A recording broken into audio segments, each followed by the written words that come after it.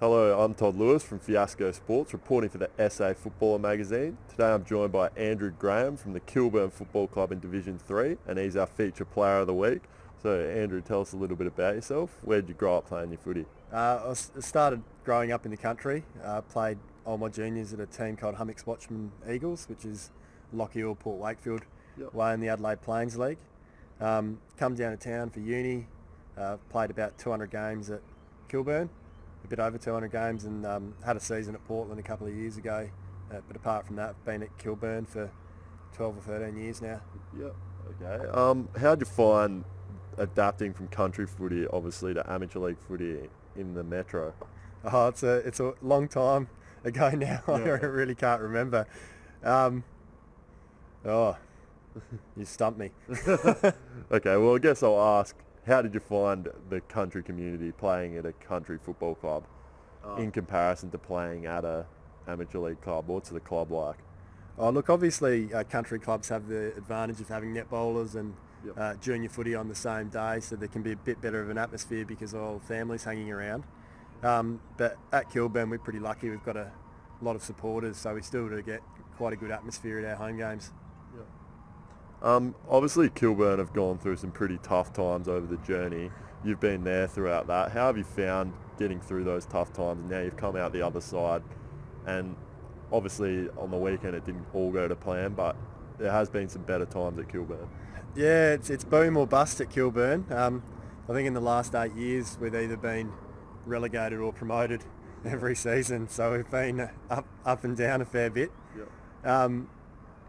It's interesting though, a lot of the time, the team, we sort of went down from Div 2 to Div 3 to Div 4.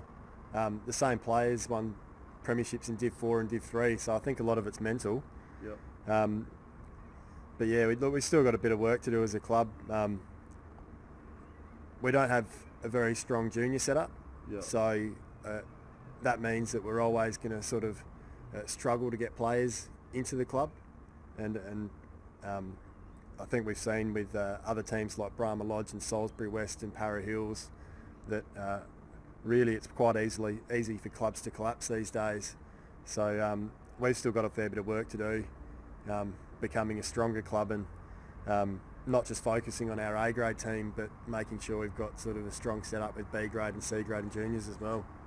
What are some of your fondest memories from playing at Kilburn? Obviously played in 3 premierships there, some fond memories of those.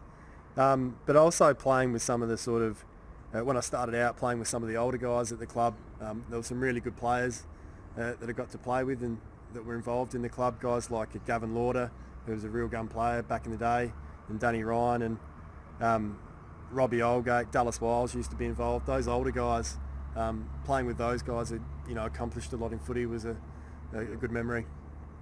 Okay, moving on to the club now. Are there any club sponsors you'd like to mention that obviously keep the club running on a Saturday? I'll have to give myself a plug. AG Criminal Law. If anyone's got any criminal issues they need dealing with, come and see me. Look me up on Facebook. Corvest, they're a steel company.